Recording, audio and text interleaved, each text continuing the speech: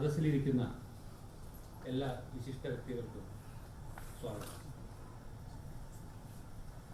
Organ ഡൊണേഷനെ പറ്റി ഇനി അധികമൊന്നും പറയാനുണ്ടെന്ന് തോന്നുന്നില്ല. കാരണം അതിൻ്റെ നമുക്ക് ഇവിടെ കേരളത്തിൽ ലഭിക്കുന്ന അല്ലെങ്കിൽ ലഭിക്കാവുന്ന ഏറ്റവും അനുയോജ്യനായ ആളെ തന്നെയാണ് നമുക്ക് ഇവിടെ അതിൻ്റെ പേട്ടനായിട്ട് ലഭിച്ചിരിക്കുന്നത്, സുബ്രഹ്മണ്യ അയ്യർ.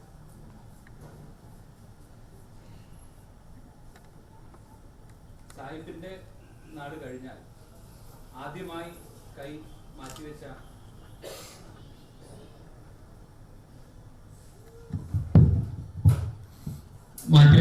അവകാശപ്പെടുന്ന ഒരാളാണ് സുബ്രഹ്മണ്യ അയ്യർ സർ. അത് നമ്മുടെ കേരളത്തിലും അതും തൃശ്ശൂരിലുള്ള ഒരാളാണെന്നതിൽ ഞാൻ അതിയായി അഭിമാനിക്കുന്നു.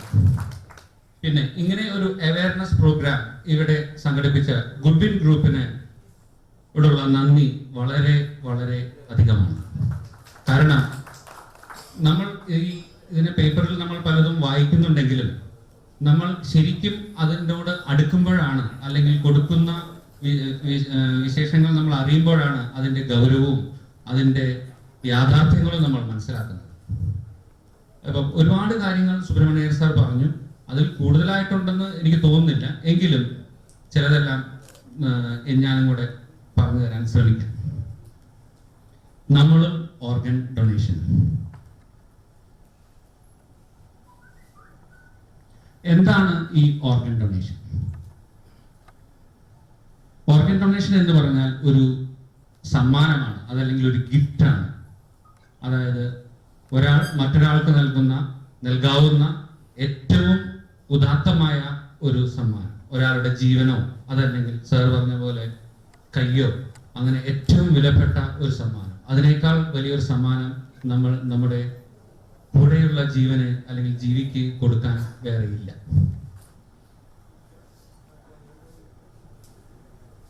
ഇനി ഓർഗൻ ഡൊണേഷൻ എന്ന് പറഞ്ഞാൽ രണ്ട് തരമുണ്ട്. അതും സുബ്രഹ്മണ്യ അയ്യർ സാർ പറഞ്ഞത് തന്നെയാണ്. ഒന്ന് മരിക്കുന്നതിന് മുൻപ്, അതായത് കിഡ്നി, രണ്ട് കിഡ്നിയിലുള്ള ശരിക്കും ഫങ്ഷൻ ചെയ്യുന്നതിലുള്ള ഒരു കിഡ്നി, അതല്ലെങ്കിൽ ലിവറിന്റെ കരളിന്റെ ഒരു ഭാഗം. ഇതാണ് നമുക്ക് ജീവിച്ചിരിക്കുമ്പോൾ ചെയ്യാൻ പറ്റുന്ന ഓർഗൻ ഡൊണേഷൻ. അത് വളരെ മഹത്തരമാണ്. അതിൽ കൂടെ പോയ ആൾക്കാരാണ് ചെറുമലച്ചനും ചിറ്റിലപ്പള്ളിയും. അതുപോലെ തന്നെ ഓർഗൻ ഡൊണേഷൻ ആഫ്റ്റർ ഡെത്ത്, മരണാനന്തര അവയവദാനം.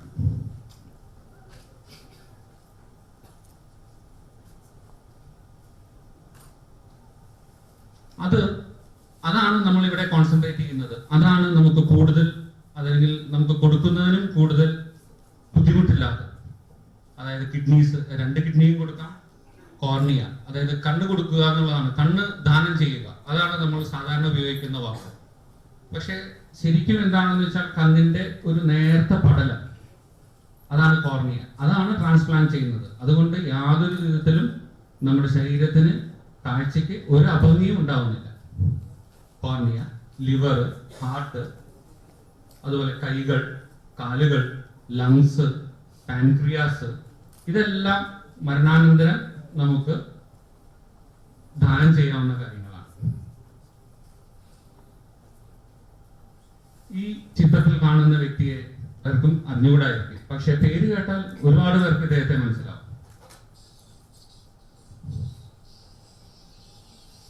ഇതാണ് ഡോക്ടർ ക്രിസ്ത്യൻ ബണ്ണ.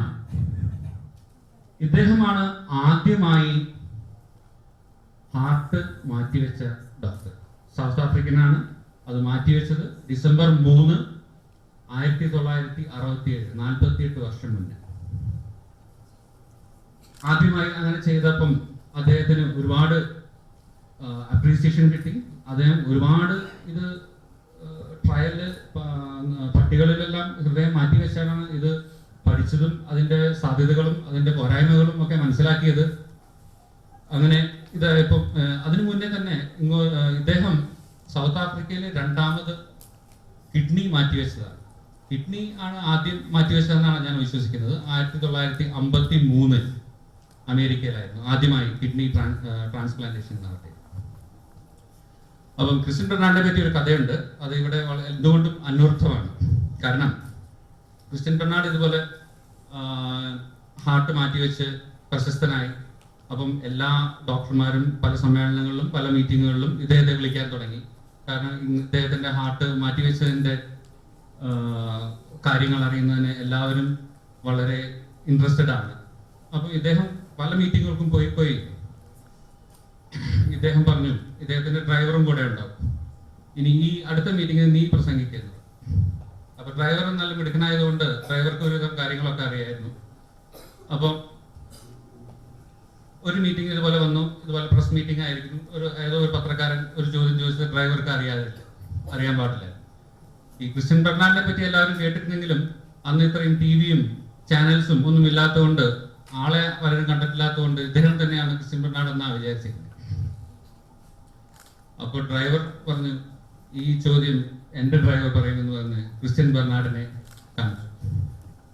അപ്പോൾ ക്രിസ്ത്യൻ ബെർണാഡ് അതിന്റെ ഉത്തരവും പറഞ്ഞു. അതുപോലെ ഞാനിപ്പോൾ ഇവിടെ പറയുന്നത് എന്തുകൊണ്ടാണെന്ന് വെച്ചാൽ, ഇതിൽ പയറ്റി തെളിഞ്ഞ ഒരു ഡോക്ടർ ഇവിടെ ഇരിപ്പുണ്ട്. അപ്പൊ അതുകൊണ്ട് ഇത് കഴിഞ്ഞ് എന്തെങ്കിലും ചോദ്യങ്ങൾ ഉണ്ടെങ്കിൽ ഞാനും അതുപോലെ തന്നെ പറഞ്ഞേക്കാം. Thank you sir. Organ donation എന്തുകൊണ്ട്, എന്തിനാണ് അവയവങ്ങൾ ദാനം ചെയ്യുന്നത്, അതിനെപ്പറ്റി ഒരു വിവരങ്ങളൊക്കെ തന്നിട്ടുണ്ട് ഡോക്ടർ.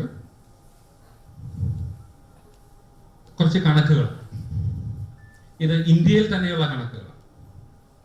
1.5 ലക്ഷം ജനങ്ങൾ കിഡ്നി ആവശ്യമായിട്ട് നമ്മുടെ നാട്ടിലുണ്ട്.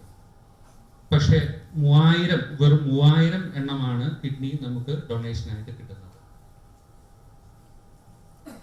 30-ൽ ഒരാൾ കിഡ്നി കിട്ടാതെ മരിക്കുന്നു. 90% ജനങ്ങൾ ഈ ഇത് വെയിറ്റ് ചെയ്തുകൊണ്ട് അത് നമുക്കൊരു ഡോണർ കിട്ടാത്തത് കൊണ്ട് മരിക്കുന്നു. ഇന്ത്യയിൽ ഒരു വർഷം 25,000 കരൾ മാറ്റിവെക്കേണ്ട ജനങ്ങളുണ്ടെന്നാണ് കണക്കുകൾ പറയുന്നത്. പക്ഷേ 25,000-ന് പകരം നമുക്ക് ലഭിക്കുന്നത് വെറും 800 മാത്രം. 70% ലിവർ ട്രാൻസ്പ്ലാന്റ്സും അതിന്റെ ഡോണറുകളെ കിട്ടുന്നുണ്ട്. പക്ഷേ അതിൽ 30% കഡാവർ ട്രാൻസ്പ്ലാന്റ്, അതായത് മരണാനന്തര അവയവദാനത്തിലാണ് ലഭിക്കുന്നത്. എന്തുകൊണ്ട് നമ്മൾ നമ്മുടെ അവയവങ്ങൾ ദാനം ചെയ്യണം? അത് ഗുഡ്വിന്റെ ട്രസ്റ്റീസ് പറഞ്ഞ പോലെ, നമ്മൾ ജീവിച്ചു കഴിഞ്ഞ് മരിക്കുമ്പോൾ ഈ ഓർഗനൊന്നും നമ്മൾ സ്വർഗത്തിലേക്ക് കൊണ്ടുപോകുന്നില്ല, എല്ലാം ഇവിടെ തന്നെ ഉപേക്ഷിച്ചു പോകുന്നു. ഈ വേസ്റ്റ് ചെയ്യുന്ന ഓർഗൻസോ നമ്മൾ ശരിയായ രീതിയിൽ ഉപയോഗിക്കുകയാണെങ്കിൽ, അല്ലെങ്കിൽ ശരിയായി നമ്മൾ ഡൊണേറ്റ് ചെയ്യുകയാണെങ്കിൽ, 8 അതിലധികമോ മറ്റ് ആവശ്യപ്പെടുന്ന ജനങ്ങൾക്ക്, അതായത് ഒരു കുടുംബത്തെ, ഓരോ ജനവും പ്രദാനം ചെയ്യുന്നത് ഒരു കുടുംബത്തെയാണ് അല്ലെങ്കിൽ ഒരു സമൂഹത്തെയാണ്. അവർക്ക് രക്ഷപ്പെടാനുള്ള, അല്ലെങ്കിൽ അവർക്ക് ജീവിതം, അല്ലെങ്കിൽ അവർക്ക് ജീവൻ തന്നെ ലഭിക്കുന്നതിനുള്ള ഓരോ അവസരങ്ങളാണ്. അത് നമ്മൾ ഡൊണേറ്റ് ചെയ്യാതിരുന്നിട്ട് നമ്മൾ നശിപ്പിക്കുകയാണ് പലതും ഉണ്ടാവും. ഇത് അതിൻ്റെ ഒരു ചിത്ര രൂപത്തിലുള്ള ഇതാണ്. 8 പേർക്കെങ്കിലും മിനിമം നമുക്ക് ഒരാളുടെ അവയവദാനങ്ങൾ കൊണ്ട് ജീവൻ കൊടുക്കാമെന്ന് കാണിക്കുന്നു. എന്തൊക്കെ അവയവങ്ങൾ നമുക്ക് ഡൊണേറ്റ് ചെയ്യാം? ലങ്സ്, ലിവർ, കിഡ്നികൾ, ചെറുകുടൽ, രക്തധമനികൾ, ഹാർട്ട്, പാൻക്രിയാസ്, സ്കിന്ന്, ബോൺ, അതുപോലെ ബോൺ മാരോ, അതുപോലെ ടെൻഡൻസും ലിഗമെന്റ്സും. ടെൻഡൻസ് ലിഗമെന്റ് ഞരമ്പ് എന്ന് പറയും നമ്മൾ, പക്ഷേ വിരലുകളൊക്കെ അനക്കാൻ ഉപയോഗിക്കുന്ന മസിലിന്റെ അറ്റത്തുള്ളതാണ് ടെൻഡൻ എന്ന് പറയുന്നത്. അതെല്ലാം നമുക്ക് ഡൊണേറ്റ് ചെയ്യാവുന്നതാണ്. എന്തുകൊണ്ടാണ് നമ്മുടെ ഇടയിൽ ഈ ഷോർട്ടേജ്, അതായത് നമ്മൾ അവയവദാനം ചെയ്യാനുള്ള മടി നിലനിൽക്കുന്നത്? ആദ്യമായി പറയുന്നത് ഇഗ്നോറൻസ്, അല്ലെങ്കിൽ അറിവില്ലായ്മ തന്നെ. നമ്മുടെ പലരുടെയും, അധികം പേരുടെയും അറിവില്ലായ്മയാണ് ഓർഗൻ ഡൊണേഷനെ പറ്റി. ഇത്രയും നമ്മൾ മരിച്ചു കഴിഞ്ഞാൽ നമുക്ക് അവയവങ്ങൾ ദാനം ചെയ്യാം എന്നുള്ള ആ ബോധം പ്രധാനമായും നമുക്ക് ഇല്ലാത്തതാണ് ഇതിനൊരു പ്രധാന കാരണം. രണ്ടാമത്, അറിഞ്ഞാൽ മാത്രം പോരാ, ഇത് രജിസ്റ്ററും ചെയ്യണം. നമ്മൾ രജിസ്റ്റർ ചെയ്ത് കഴിഞ്ഞാൽ നമ്മളുടെ സാറ് പറഞ്ഞ പോലെ, അല്ലെങ്കിൽ ഗുഡ്വിൻ ഗ്രൂപ്പിന്റെ ട്രസ്റ്റീസ് പറഞ്ഞ പോലെ, നമ്മൾ ഇത് നമ്മുടെ ഫാമിലി മെമ്പേഴ്സിനെ അറിയിക്കണം, അവരുടെയും സമ്മതം വേണം. ഈ രണ്ട് കാരണമാണ് പ്രധാനമായും ഈ അവയവദാനത്തിന് എല്ലാവരും വൈമനസ്യം അല്ലെങ്കിൽ നമുക്ക് അവയവം കിട്ടാതിരിക്കാനുള്ള കാരണം. ഇനി ചില അബദ്ധധാരണകൾ അല്ലെങ്കിൽ നമ്മുടെ മനസ്സിൽ ഇത്രയും കേട്ടതിൽ നിന്ന് ഉദിക്കുന്ന ചില ചോദ്യങ്ങൾക്കുള്ള ഉത്തരങ്ങൾ. നിങ്ങൾ പ്രസ് മീറ്റിൽ പലരും ചോദ്യങ്ങളൊന്നും ചോദിച്ചു കണ്ടില്ല, അപ്പം തോന്നിയതാണ് എനിക്ക് കുറച്ച് ചോദ്യങ്ങൾ സാധാരണ ജനങ്ങളിൽ ഉണ്ടാവുന്ന അല്ലെങ്കിൽ എനിക്കുണ്ടായ കുറെ ചോദ്യങ്ങളും അതിനുള്ള ഉത്തരങ്ങളുമാണ്. ഈ പൊന്മാൻ കാത്തിരിക്കുന്നത് അതിൻ്റെ ഭക്ഷണത്തെയാണ്. അത് ഞാൻ എടുത്ത ഫോട്ടോ ആണ്. അപ്പൊ അത് നമ്മൾ ശ്രദ്ധിച്ചു കഴിഞ്ഞാൽ ഒരുപാട് നേരം അത് ആ ഭക്ഷണത്തിനായിട്ട് അല്ലെങ്കിൽ അതിൻ്റെ ഇരയ്ക്കായിട്ട് അത് കാത്തിരിക്കും. അതുപോലെയാണ് ഓരോ അവയവം വേണ്ട വ്യക്തിയും പേര് രജിസ്റ്റർ ചെയ്ത് കാത്തിരിക്കുകയാണ്. സാർ പറഞ്ഞ പോലെ 3, 4 അതിലധികവും വർഷം കാത്തിരിക്കുകയാണ്. ചിലപ്പോൾ അതിനിടയിൽ പൊലിഞ്ഞു പോകാനും അവരുടെ ജീവിതം മതി. നമ്മൾ പ്രധാനമായും ഇതാവുന്നത് നമ്മൾ 60 വയസ്സായി 70 വയസ്സായി നമുക്കിനി ഡൊണേഷൻ ഓർഗൻ നമുക്ക് അല്ലെങ്കിൽ നമ്മുടെ അവയവങ്ങൾ ദാനം ചെയ്യാൻ കഴിയുമോ? അതാണ് പ്രധാനപ്പെട്ട ഒരു ചോദ്യം. അതിൻ്റെ ഉത്തരം എന്താണെന്ന് നോക്കുകയാണെങ്കിൽ, നമ്മൾ എത്ര പ്രായമായാലും നമ്മുടെ കോർണിയ അതുപോലെ അധികം സ്കിൻ മസിൽ ടിഷ്യൂസ് എല്ലാം നമുക്ക് ഡൊണേറ്റ് ചെയ്യാൻ യാതൊരു പ്രയാസവുമില്ല. പിന്നെ അവസാനമായി പറഞ്ഞാൽ, വയസ്സിനേക്കാൾ കൂടുതൽ നമ്മുടെ ഫിസിക്കൽ ആ സമയത്തുള്ള ഫിസിക്കൽ എബിലിറ്റി അല്ലെങ്കിൽ ഹെൽത്ത് ആണ് അതിനെ ഡിറ്റർമൈൻ ചെയ്യുന്നത്. അത് നമ്മൾ സമ്മതം നൽകുകയാണെങ്കിൽ അതിൻ്റെ സ്പെഷ്യലിസ്റ്റ് ഡോക്ടേഴ്സ് അത് അസസ് ചെയ്തിട്ട് നമ്മൾ അത് ആവശ്യമാണെങ്കിൽ മാത്രമേ അവരത് എടുക്കുള്ളൂ. വേറെ ഒരു ഡോണറെ കണ്ടെത്തി ഈ വേറെ ഒരു റെസിപ്പിയന്റിനെ കണ്ടെത്തി, റെസിപ്പിയന്റ് എന്ന് പറഞ്ഞു കഴിഞ്ഞാൽ വേറെ ആവശ്യമുള്ള ആളെ കണ്ടെത്തി ഈ ഇതായിട്ട് മാച്ച് ചെയ്യുന്ന ഒരാള് അല്ലെങ്കിൽ ഈ അവയവം കൊണ്ട് അവർക്ക് ഉപകാരപ്രദം ആണെന്ന് മാത്രം കണ്ടാൽ മാത്രമേ അത് എടുക്കുകയുള്ളൂ. 70, 80 വയസ്സിന് ശേഷം ഉള്ള ജനങ്ങൾ അല്ലെങ്കിൽ മരിച്ച വ്യക്തികൾ ഡൊണേറ്റ് ചെയ്തിട്ടുള്ള സംഭവങ്ങൾ ഉണ്ട്. എനിക്ക് ചില അസുഖങ്ങളുണ്ട്. പ്രഷർ, ഷുഗർ ഇതൊന്നും ഇല്ലാത്തവർ പലരും കാണില്ല.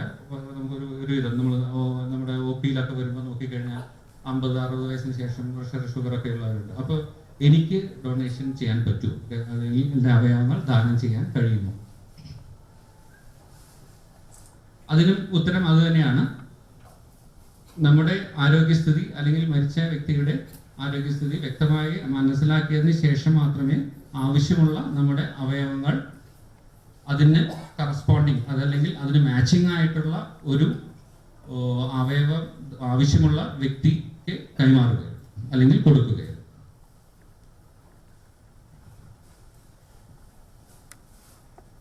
അല്ലെങ്കിൽ ഞാൻ ഈ ചോദ്യം എന്താണെന്ന് വെച്ചാൽ, ഞാൻ എൻ്റെ അവയവം കിട്ടുന്നത് ഒരു അർഹതയില്ലാത്ത അതല്ലെങ്കിൽ സാധാരണ ദീർഘമായി വെയിറ്റ് ചെയ്യാത്ത ഒരു രോഗിക്കായിരിക്കുമോ? ഏറ്റവും കൂടുതൽ ആവശ്യമുള്ള ആൾക്കല്ലേ കിട്ടുന്നത്? അതിൻ്റെ ഉത്തരം, ഇതിൽ നമ്മൾ അവയവങ്ങൾ നമ്മൾ ഡോണർ അല്ലെങ്കിൽ കൊടുക്കാൻ നമ്മൾ സമ്മതം അറിയിച്ചു കഴിഞ്ഞാൽ, അല്ലെങ്കിൽ അത് ഒരു ഭാഗത്ത്, മറുഭാഗത്ത് നമ്മുടെ അവയവങ്ങൾ സ്വീകരിക്കാൻ അല്ലെങ്കിൽ അവയവങ്ങൾ ആവശ്യമുള്ളവർ അവർ ഇതുപോലെ രജിസ്റ്റർ ഉണ്ട്. ആ രജിസ്റ്ററുകളിൽ അവരുടെ പേരുകൾ രജിസ്റ്റർ ചെയ്ത് കഴിഞ്ഞാൽ അവരുടെ മെഡിക്കൽ കണ്ടീഷൻ അപ്പോൾ അപ്ഡേറ്റ് ചെയ്തുകൊണ്ടിരിക്കും. ഏറ്റവും ആവശ്യമായിട്ടുള്ള വ്യക്തിക്ക് അതല്ലെങ്കിൽ അയാളുടെ ജീവന് അപകടമുള്ള സ്ഥിതിയാണെങ്കിൽ അതല്ലെങ്കിൽ ഏറ്റവും കൂടുതൽ കാലം അവയവങ്ങൾക്കായി കാത്തിരിക്കുന്ന വ്യക്തികൾക്കും മാത്രമേ നമ്മുടെ അവയവങ്ങൾ കൊടുക്കുകയുള്ളൂ അല്ലെങ്കിൽ കൈമാറുകയുള്ളൂ. If I donate my organs, it will cause delays to my funeral arrangements. അതായത് നമ്മൾ നമ്മുടെ അവയവങ്ങൾ ദാനം ചെയ്യുകയാണെങ്കിൽ നമ്മുടെ മരണാനന്തര ക്രിയകൾക്ക് അല്ലെങ്കിൽ ശവസംസ്കാരത്തിന് തടസ്സം നേരിടും. ഇതും പലർക്കും ഉണ്ടാവുന്ന ഒരു ചോദ്യമാണ്. ശരിയാണ്, ചിലപ്പം കുറച്ച് മണിക്കൂറുകൾ നമുക്ക് വെയിറ്റ് ചെയ്യേണ്ടി വന്നേക്കാം. അതിനുള്ള സാധ്യതകളുണ്ട്. പക്ഷേ ഇത്രയും മഹത്തരമായ ഒരു കാര്യം നിർവഹിക്കുന്ന വ്യക്തിക്കും അതിന് സമ്മതം നൽകുന്ന അവരുടെ ഉറ്റവരായ ബന്ധുക്കൾക്കും ആ ഒരു 4-5 മണിക്കൂർ നേരത്തെ ഒരു വെയിറ്റിംഗ്, അതല്ലെങ്കിൽ ആ ഒരു കാത്തിരിപ്പ് അത്രയും ഒരു ബുദ്ധിമുട്ടുണ്ടാകുമെന്ന് കരുതുന്നില്ല. അങ്ങനെയാണ് ഇതുവരെ കണ്ടിരിക്കുന്നതും. അങ്ങനെ ഇതുവരെയുള്ള നമ്മൾ നെറ്റിലൂടെയും മറ്റും നമ്മൾ പരിശോധിച്ചു കഴിഞ്ഞാൽ അവരുടെ റെസ്പോൺസുകളും അങ്ങനെ തന്നെയാണ്. പിന്നെ അടുത്ത ചോദ്യം, നമ്മൾ അവയവങ്ങൾ ദാനം ചെയ്തു കഴിഞ്ഞാൽ നമ്മുടെ ശരീരം അല്ലെങ്കിൽ ശവശരീരം അത് വികൃതമാക്കപ്പെടും. ഇത് പലർക്കുമുള്ള ഒരു ധാരണയാണ്. അത് തീർത്തും അബദ്ധമാണ്. എന്തുകൊണ്ടെന്നാൽ നമ്മൾ എടുക്കുന്ന അവയവം അതിൻ്റെ എല്ലാവിധമായ സ്റ്റെറിലിറ്റിയോടും, സ്റ്റെറിലിറ്റി എന്ന് പറഞ്ഞാൽ തീർത്തും അണുവിമുക്തമായും ശ്രദ്ധാപൂർവമായും അതിൻ്റെ രക്തക്കൊഴലുകളും അതെല്ലാം ശരിയായി വേർപെടുത്തിയും അതെല്ലാം തുന്നിച്ചേർക്കേണ്ടതിനായതാൽ അത്രയും ശ്രദ്ധയോടും കരുതലോടും കൂടി വേണം നമ്മൾ അത് ചെയ്യുവാൻ. അത് ഒരു fully sterile, fully organised, fully equipped ആയിട്ടുള്ള ഒരു ഓപ്പറേഷൻ തിയേറ്ററിൽ വെച്ചാണ് അത് എടുക്കുന്നത്. അതുപോലെ തന്നെ അതിന്റെ കൈമാറ്റവും അങ്ങനെ തന്നെയാണ്. അത് കഴിഞ്ഞ് ഈ ശരീരത്തെ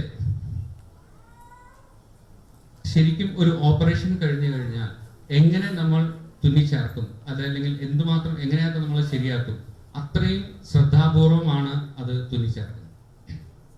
1-2 വർഷം മുന്നേ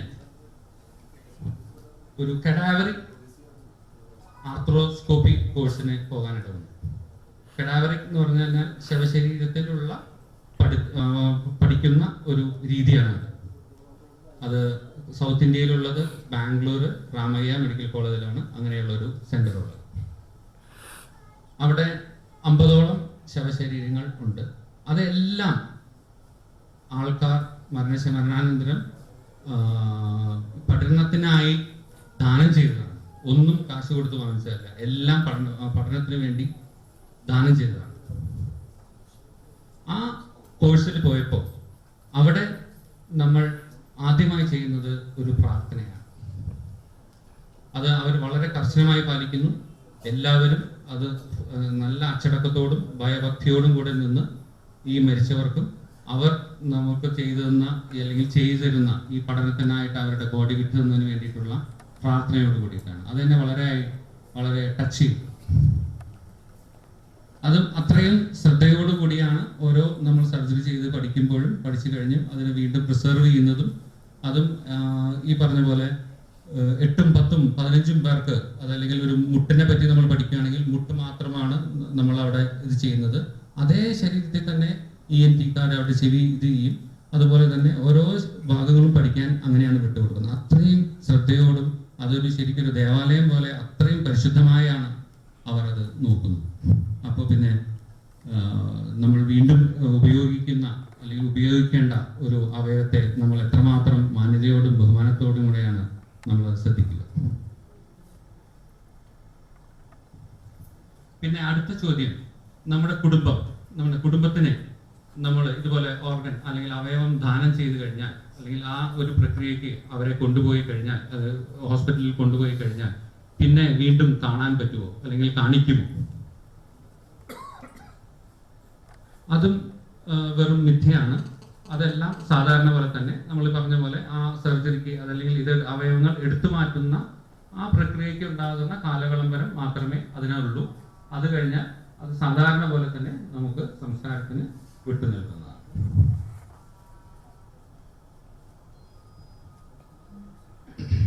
എൻ്റെ ബ്രെയിൻ അല്ലെങ്കിൽ നമ്മുടെ മസ്തിഷ്കം മരിച്ചു എന്ന് ബോധ്യം വന്നു കഴിഞ്ഞാൽ പിന്നെ എനിക്ക് വീണ്ടും ഒരു സാധ്യതയുണ്ടോ ജീവനിലേക്ക് തിരിച്ചു വരാൻ? തീർത്തുമില്ല. ബ്രെയിൻ ഡെഡ് അല്ലെങ്കിൽ മസ്തിഷ്കം മരിച്ചു എന്ന് ഒരു ഡോക്ടർ മാത്രമല്ല 2-3 ഡോക്ടർമാർ ഒരുമിച്ച് എടുക്കുന്ന എല്ലാ പാരാമീറ്റേഴ്സും നോക്കി തീരുമാനിക്കുന്ന വളരെ വേദനയോടുകൂടി തീരുമാനിക്കുന്ന ഒരു ഘട്ടമാണ്. അത് തീരുമാനിച്ചു കഴിഞ്ഞാൽ, അല്ലെങ്കിൽ അങ്ങനെ ഒരു ഘട്ടം വന്നു കഴിഞ്ഞാൽ, പിന്നെ ആ വ്യക്തി ജീവിതത്തിലേക്ക് വരുന്ന ഒരു പ്രക്രിയ ഇല്ല.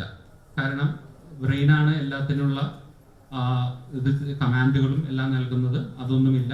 നമ്മൾ പിന്നെ വെന്റിലേറ്ററിൽ നമ്മുടെ ഹാർട്ട് വർക്ക് ചെയ്യും, രക്തം പമ്പ് ചെയ്യും, ഓക്സിജൻ സപ്ലൈ ചെയ്യും, അതെല്ലാം വർക്ക് ചെയ്യും. പക്ഷേ വെന്റിലേറ്റർ എടുത്തു കഴിഞ്ഞാൽ നമ്മൾ മൃതാവസ്ഥയിലായി പോകും. എൻ്റെ മതം അവയവദാനത്തെ സപ്പോർട്ട് ചെയ്യുമോ? അതാണ് നമുക്കുള്ള അടുത്ത ചോദ്യം. അറിയപ്പെടുന്ന നമ്മുടെ എല്ലാ മതങ്ങളും അല്ലെങ്കിൽ ഒരു മതവും അതിനെ എതിർക്കുന്നില്ല. എല്ലാവരും അവയവദാനത്തെ സപ്പോർട്ട് ചെയ്യുന്നേ ഉള്ളൂ. അല്ലെങ്കിൽ നമുക്ക് സംശയമുണ്ടെങ്കിൽ വീണ്ടും നമ്മുടെ മതപുരോഹിതനോടോ മതത്തിലെ അഡ്വൈസറോടോ നമുക്ക് വ്യക്തമായിട്ട് ചോദിച്ച് മനസ്സിലാക്കി അത് നമുക്കൊരു തീരുമാനം കൈക്കൊള്ളാം. ഈ അവയവദാനത്തിന് നമ്മൾ സമ്മതം നൽകിയാൽ അല്ലെങ്കിൽ നമ്മൾ സമ്മതം പ്രകടിപ്പിക്കുകയാണെങ്കിൽ നമുക്ക് ഒരു ഡോണർ കാർഡ് കിട്ടും. ഈ കാർഡ് ഉണ്ടായാൽ നമ്മുടെ അവയവങ്ങൾ ദാനം ചെയ്യപ്പെടുമോ? ഇല്ല. നമ്മുടെ കയ്യിൽ ഒരു ഡോണർ കാർഡ് ഉണ്ട് എന്ന് വെച്ച് നമ്മളെ ആരും നമ്മുടെ അവയവങ്ങൾ എടുത്തുകൊണ്ട് പോവുകയില്ല. കാരണം നമ്മൾ മരിക്കുന്ന വേളയിലോ നമ്മുടെ അടുത്തോ നമ്മുടെ ബന്ധുക്കളോ ഇത് അറിയണം. അവരുടെ കൂടെ സമ്മതം കിട്ടിയാൽ മാത്രമേ നമ്മുടെ അവയവങ്ങൾ എടുക്കുകയുള്ളൂ. അതും ഈ കാർഡ് നമ്മളോട് കൂടെ ഉണ്ടാവണം. അത് എപ്പോഴും നമ്മുടെ കയ്യിൽ തന്നെ വെക്കേണ്ടതുമാണ്. ഇനി ഞാൻ ഇതിന് ഓർഗൻ അല്ലെങ്കിൽ അവയവദാനത്തിന് നമ്മൾ സമ്മതം നൽകിയാൽ പിന്നെ എനിക്ക് ഇതിൽ നിന്ന് പിന്മാറാൻ കഴിയുകയില്ലേ? അതും എല്ലാവർക്കും ഉണ്ടാകുന്ന ഒരു സംശയമാണ്. അതിനുള്ള ഉത്തരം അല്ല. നമ്മൾക്ക് എപ്പോൾ വേണമെങ്കിലും നമ്മുടെ തീരുമാനം പിൻവലിക്കാം, മാറ്റാം. നമ്മുടെ കുടുംബത്തെ നമ്മുടെ തീരുമാനം അറിയിച്ചു കഴിഞ്ഞാൽ അവർ ഇല്ല, ഇദ്ദേഹം ഞങ്ങൾക്ക് സമ്മതമല്ല എന്ന് പറഞ്ഞു കഴിഞ്ഞാൽ, അല്ലെങ്കിൽ നമ്മൾ അങ്ങനെ ഒരു ആഗ്രഹം പ്രകടിപ്പിച്ചാൽ നമുക്ക് കൊടുക്കുന്നതിന് ആഗ്രഹമില്ല എന്ന് പറഞ്ഞു കഴിഞ്ഞാൽ അത് ആ വ്യക്തിയുടെ അവയവങ്ങൾ എടുക്കുന്നതല്ല. എൻ്റെ കൈയോ കാലോ ഇതിന് അവയവ ദാനമായി ഉപയോഗിക്കാൻ കഴിയുമോ? അത് കഴിയുമെന്ന് ഞാൻ പറയുന്നതിനേക്കാൾ കൂടുതൽ സുബ്രഹ്മണ്യയ്യർ സർ അത് വ്യക്തമാക്കി തന്നു. അത് സാറ് 2 കേസ് അത് ചെയ്തു കഴിഞ്ഞു. അപ്പോൾ ഞാൻ ഇനി അതിനെപ്പറ്റി കൂടുതൽ പറയുന്നില്ല. ഇത് കഴിഞ്ഞ ഈ ആഴ്ചയിൽ തന്നെ ഒരു ദിവസം ന്യൂസ് പേപ്പറിൽ കണ്ട വാർത്തയാണ്. 24 മണിക്കൂർ 5 പേരുടെ അവയവങ്ങൾ 23 പേർക്ക്. എന്തൊരു മഹത്തരമായ കാര്യമാണ്. ചെയ്തത് നമ്മുടെ അടുത്ത് തന്നെയാണ്, ചെന്നൈയിലാണ്. ചില അവയവങ്ങൾ അവിടെ തന്നെയാണ് മാറ്റിയത്, ചിലത് മാറ്റിവെച്ചത് കോയമ്പത്തൂരാണ്.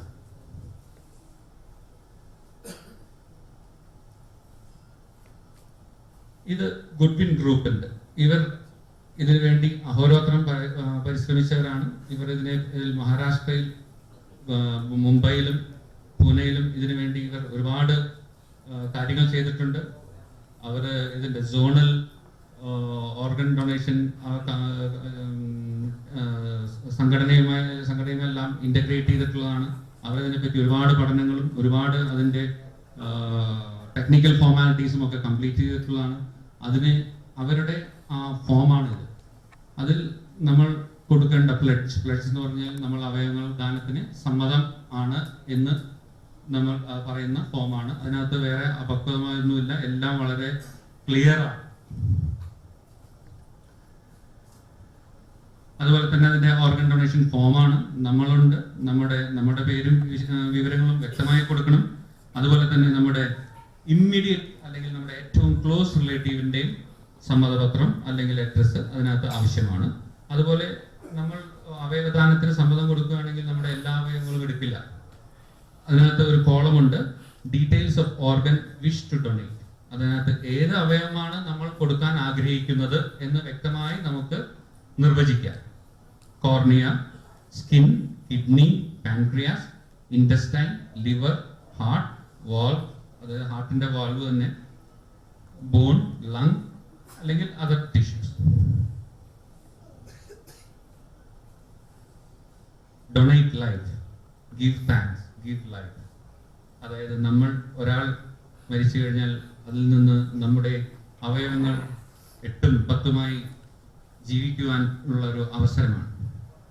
ഞാനടുത്ത് ഒരു കിഡ്നി റിസീവ് ചെയ്ത കിഡ്നി ദാനമായി സ്വീകരിച്ച ഒരാളുടെ കഥ വായിക്കാനിടയുണ്ടായി. അയാൾ പറഞ്ഞു, ജീവിക്കുമ്പോൾ നിങ്ങൾ എന്ത് ചെയ്തോ, നിങ്ങൾ കുറ്റം ചെയ്തോ, നിങ്ങൾ എന്ത് ചെയ്താലും മരിക്കുമ്പോൾ നിങ്ങളുടെ വേസ്റ്റായി പോകുന്ന ഈ അവയവങ്ങൾ കൊടുത്തു കഴിഞ്ഞാൽ മറ്റ് 4, 5, 8 പേർ ജീവിക്കും. Thank you.